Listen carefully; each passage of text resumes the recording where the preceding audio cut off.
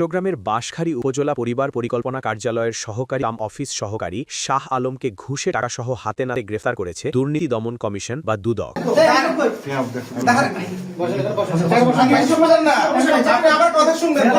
দুদক সূত্রে জানা গেছে, সাবেক অফিস সহায়ক ও নিরাপত্তা প্রহরী মুদ্দাসেরুল হক মাসুদ দীর্ঘদিনের বকেয়া ভাড়া ও পেনশন সংক্রান্ত সরকারি পাওনা আদায়ে শাহ আলমের বিরুদ্ধে হয়রানি ও ঘুষ দাবির লিখিত অভিযোগ করেন।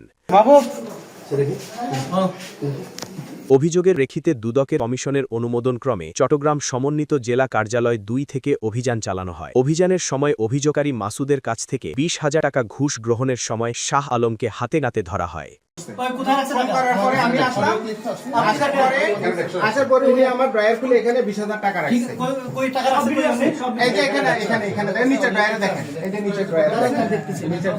উনি এখানে এসে মাত্র ২০,০০০ টাকা রাখছে।